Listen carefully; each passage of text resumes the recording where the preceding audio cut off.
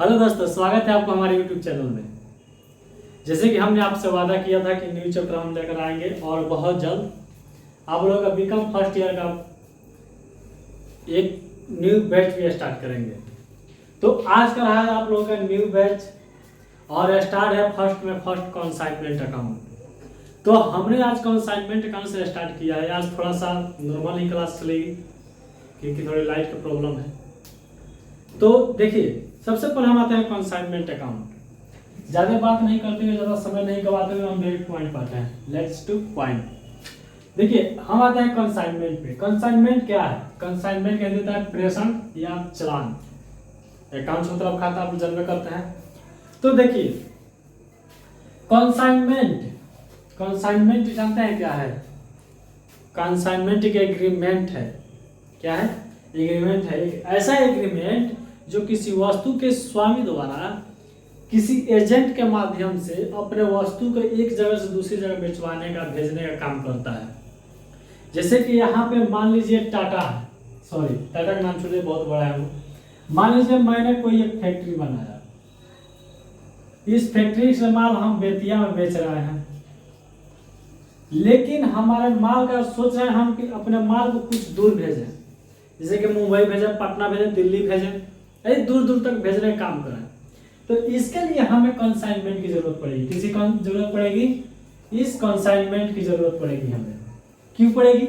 क्योंकि हमें मान लीजिए पटना माल बेचना है या फिर दिल्ली, पटना माल सेलिंग करना है या फिर दिल्ली, तो उसके लिए हमें एक एजेंट की जरूरत होगी। जब हम एजेंट को ढूंढेंगे और उस एजेंट के माध्यम से हमारा जो भी प्रोडक्ट है, चाहे पेन, पेंसिल, कलम, कॉपी, जो भी हो, उस प्रोडक्ट को सेलिंग करने के लिए एक एजेंट को हम ढूंढेंगे और इस एजेंट के माध्यम से हम अपना माल सेलिंग करेंगे।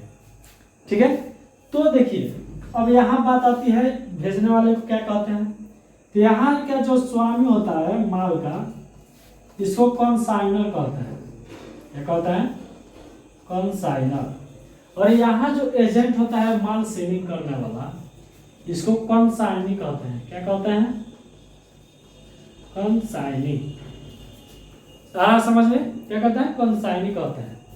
यानी इसको स्वामी से, कंसाइनर से समझ लीजिए, माल को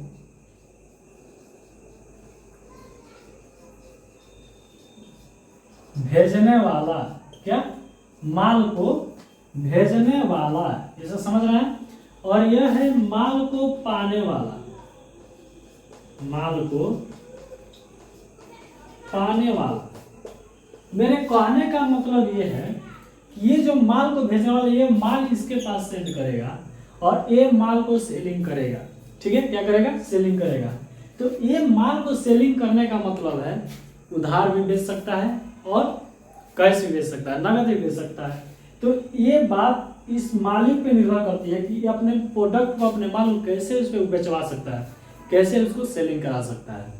तो नॉर्मली हम समझते हैं, क्या समझे, कि जो एक कंसाइनमेंट है ये एक एग्रीमेंट है और इस एग्रीमेंट के माध्यम से वस्तुओं के दूर दूर तक सेलिंग करने के, बेचने के काम चलती है।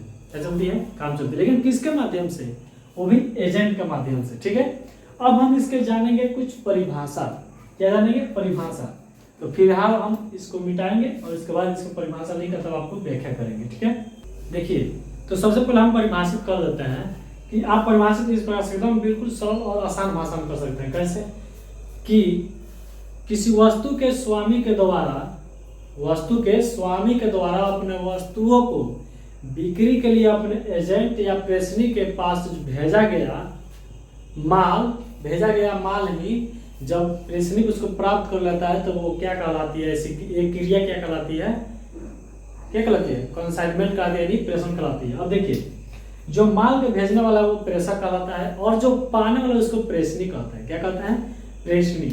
अब देखिए, जो वस्तु का जो मालिक होता है ना, प्रेषक, इसको कंसाइनर बोला जाता है और मालधनी भी बोला जाता है और इसको प्रिंसिपल यानी कि प्रधान भी बोला जाता है। वही एजेंट है, तो एजेंट को एजेंट नहीं कहते हैं, प्रेषणी कहते हैं, या फिर माल को पाने वाला या बेचने वाला। तो ये जो एजेंट होता है ना, ये केवल कमीशन पे अपना काम करता है। तो ये सब छोड़िए, अब डायरेक्ट हम पॉइंट पाते हैं क्या कि कंसाइनमेंट में और बिक्री में क्या अंतर है। अब सभी के दिमाग में चल रहा है कि बिक्री में और कंसाइनमेंट में क्या अंतर है, तो इसको हम स्पष्ट कर देते हैं। देखिए, यदि स्वामी के आधार पर कहे, हम इसका आधारभूत भी लेंगे किसके आधार पे, यदि स्वामित्व के आधार पर कहे, तो देखिए जो वस्तु के बिक्री में देख लीजिए, सबसे पहले बिक्री में जो वस्तु खरीदता है क्रेता, जिसको क्रेता कहते हैं, जो वस्तु खरीदता है वो जैसे ही वस्तु खरीदा उसके क्रेता को उसके स्वामित्व हस्तांतरण हो जाएगा। लेकिन प्रेषण में क्या होता है, प्रेषण में होता है वस्तु का स्वामी प्रेषक ही रहता है।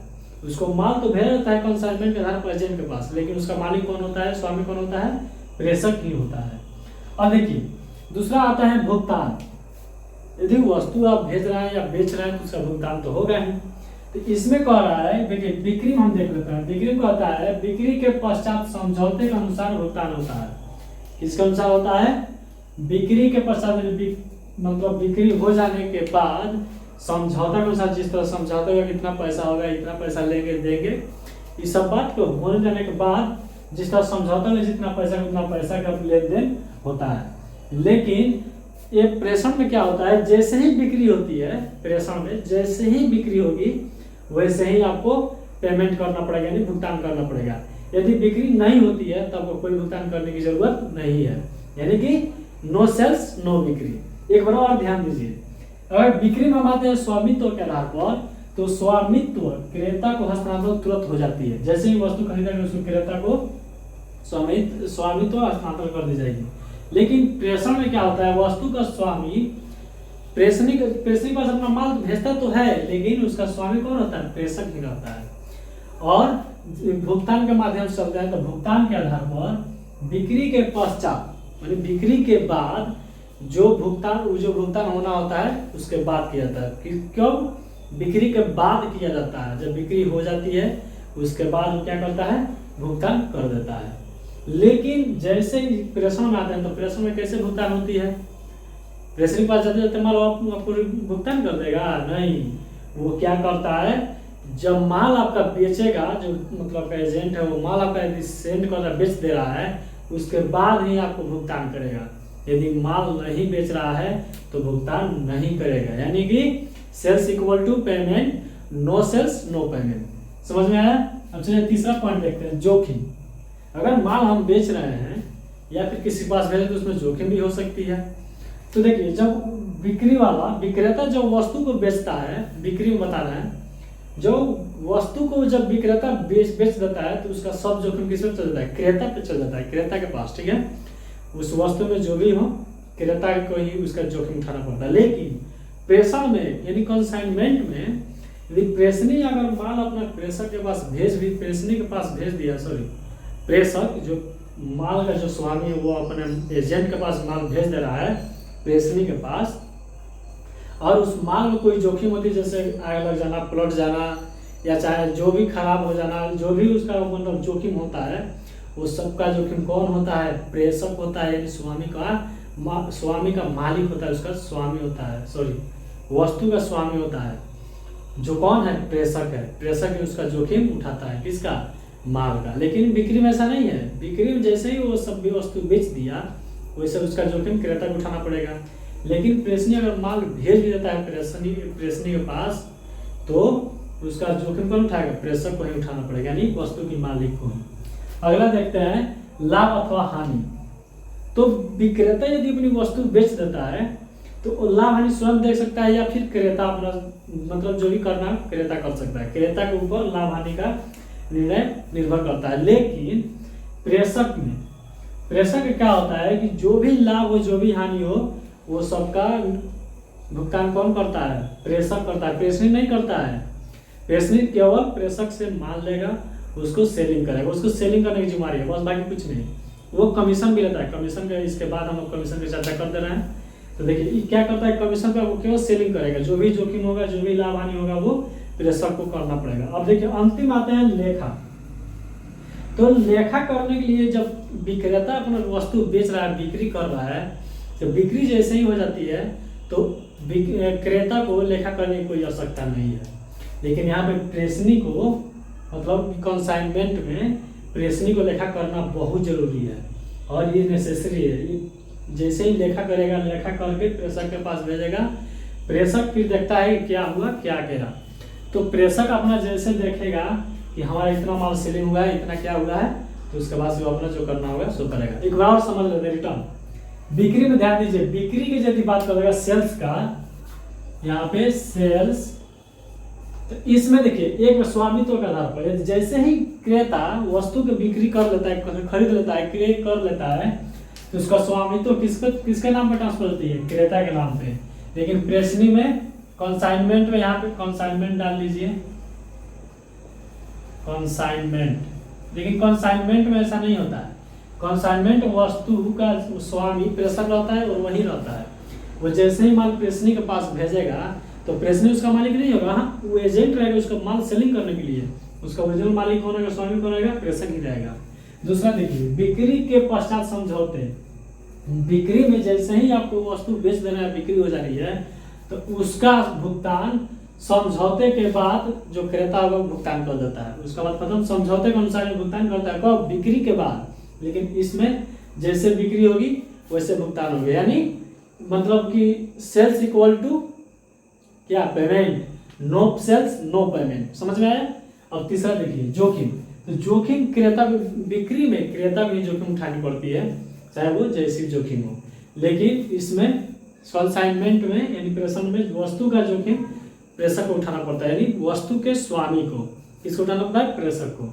अब अगला देखिए, लाभ अथवा हानि। लाभ अथवा हानि इसमें बिक्री में केवल किसको होता है, क्रेता का ही होता है, अन्यथा किसी को नहीं। और कंसाइनमेंट में प्रेषक को होता है, यानी कि कंसाइनर को। किसको, कंसाइनर को होता है। अंतिम और लास्ट देखिए, विक्रय का लेखा। देखिए जो बिक्री है उसके लेखा करने की कोई आवश्यकता नहीं है, कोई आवश्यकता नहीं है किसको, बिक्री वाले को। लेकिन कंसाइनमेंट में यानी प्रेषण में जो कंसाइनी है, यहाँ पे जो कंसाइनी है इसको लेखा करनी पड़ेगी, और लेखा करके कंसाइनर के पास यानी उसके मालिक के पास भेजनी पड़ेगी। ठीक है, बात समझ में आ गई, क्लियर। अब आपको हम क्या, अब चलिए अब हमको कमीशन के बारे में थोड़ा सा जिक्र कर दे रहे हैं। ठीक है, तो देखिए कमीशन का हम बात कर लेते हैं। तो कमीशन देखिए,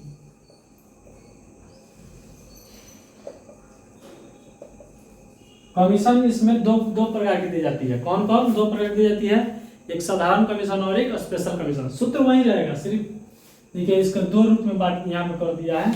कौन कौन, एक जनरल कमीशन,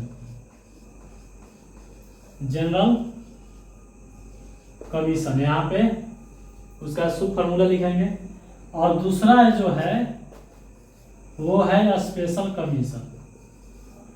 क्या, स्पेशल कमीशन। अब ध्यान देने वाली बात क्या है, इसको थोड़ा सा ध्यान दीजिएगा।